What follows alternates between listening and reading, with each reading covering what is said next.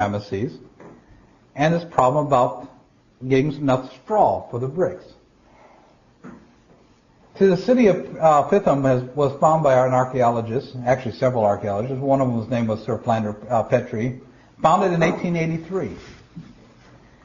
And in a book about this was written in 1891, talking about this discovery, written by Amelia Edwards. She says, now, it was very curious and interesting fact that the Pithom bricks are of three qualities. In the lower courses of these massive cellar walls, they are mixed with chopped straw.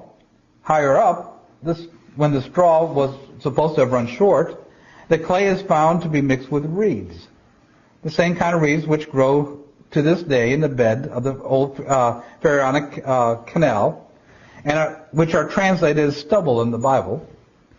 And finally, when the last reeds were used up, the bricks of the uppermost courses consisted of mere Nile mud with no binding substance whatever.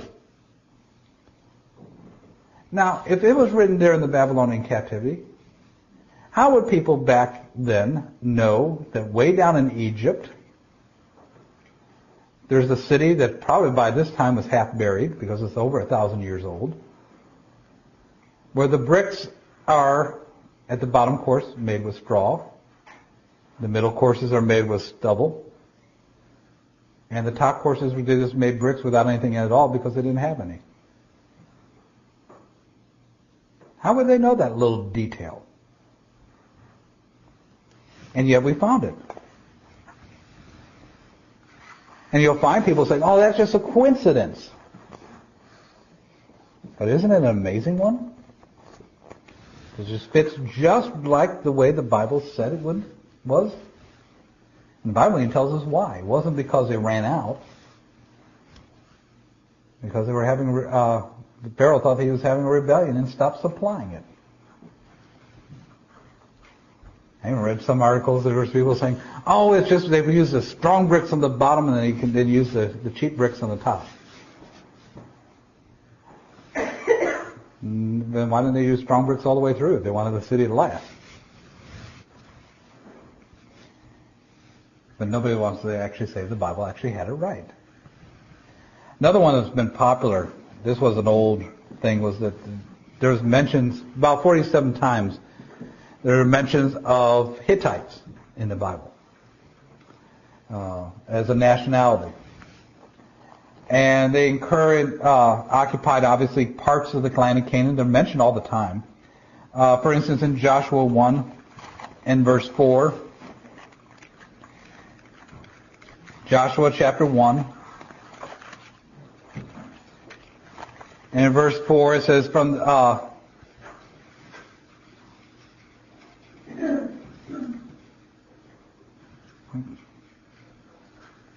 I got the wrong verse down here.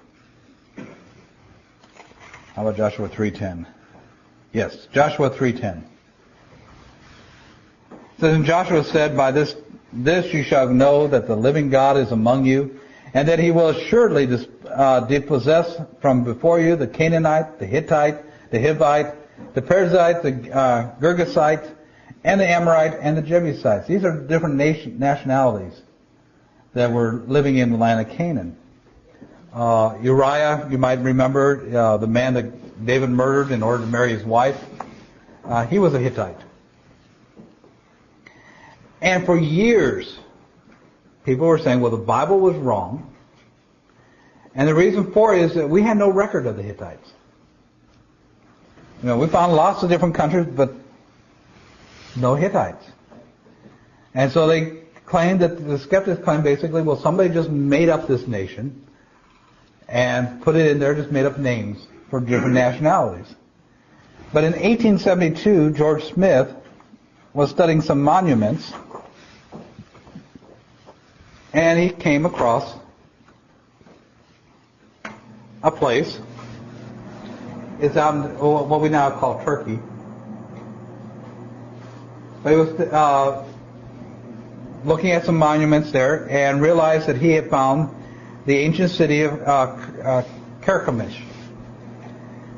And it happened to be the capital of the Hittite Empire. In other words, the same group of people that the Bible calls the Hittites. Just a slightly different spelling in the name. And it wasn't a small empire. They found that it was a very extensive one. It rivaled Assyria and Egypt as its boundaries. It was a large empire. And here are some of the monuments and things like that they found on the site. There was a Hittite nation. And now it was real, but it was one of the great empires of the world. We just lost track of it. It wasn't that it didn't exist. It's just when it disappeared, we forgot about it. Another thing that's interesting is another account I want you to take a look at. It's in 2 Kings chapter 3.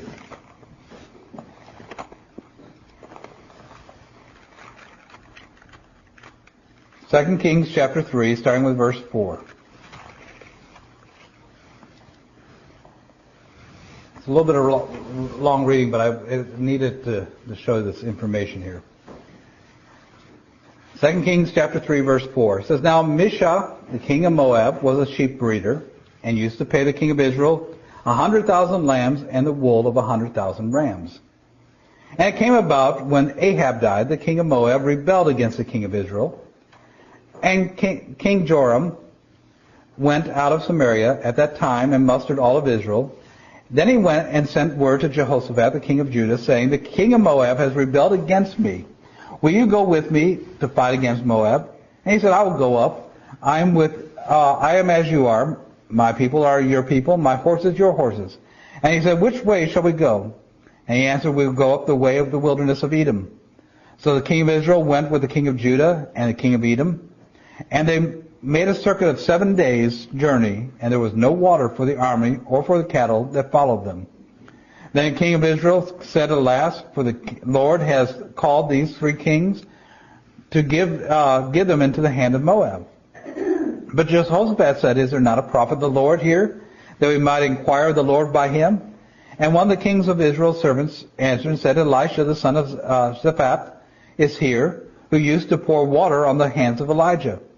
And Jehoshaphat said, The word of the Lord is with him.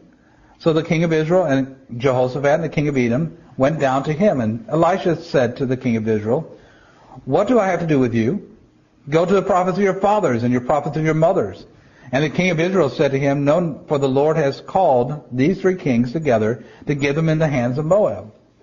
And Elisha said, As the Lord of hosts lives, before whom I stand, there is not that I regard the presence of Jehoshaphat, the king of Judah. I would not look at you, nor see you. But now bring to me a minstrel. And it came about, when a minstrel was played, at the hand of the Lord came upon him. And he said, Thus saith the Lord, make this valley full of trenches. For thus saith the Lord, you shall not see wind, nor shall you see rain. Yet the valley shall be filled with water, so that you shall drink, both you and your cattle and your beasts. And this is but a slight thing in the sight of the Lord. He shall also give Moab into your hand. And you shall strike every fortified city and every choice city, and fell every good tree, and stop all the springs of water, and mar every good piece of land with stones. And it happened in the morning, about the time of the offering of the sacrifice, that behold, water came by the way of Eden, and the country was filled with water. There is a stone that was found. Unfortunately, as far as I can tell from the historical accounts, it was found whole, and they offered a large sum of money for it because it was an old stone. And the guy who owned it got this bright idea saying, Hey, if I break it up into pieces, they'll pay me large sums of money for each piece.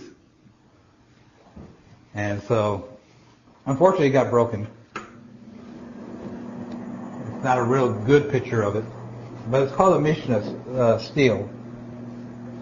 Found in 1868 in the capital of the ancient site of Dibon.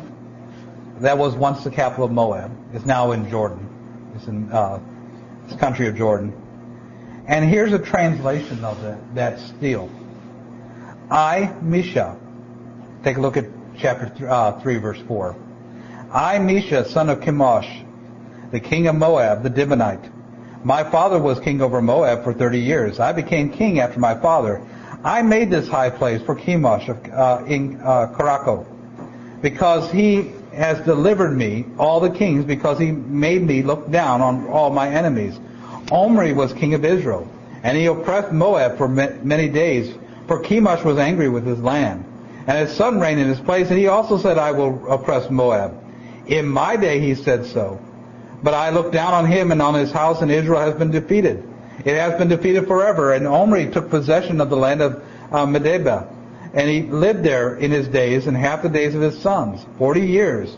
But Chemosh restored it in my days, and I built Baal of Mia, and I built a water reservoir in it, and I built Kiritham, and the men of Gad lived in the land of Arathoth from ancient times. The king of Israel built Arathoth for himself, and I fought against the city and captured it. I killed all the people of the city as a sacrifice for Chemosh and for Moab, and I brought back the fire hearth of his uncle from there, and I brought it before the face of Chemosh in Kiriath, and I made the men of Sharon live there, as well as the men of Merathi. And Chemosh said to me, go and take Nebo from Israel. And I went in the night and fought against it from daybreak until midday. And I took it and I killed the whole population, 7,000 male subjects and aliens, and female subjects and aliens and servants' girls. For I put it to the band for Asherah Chemosh.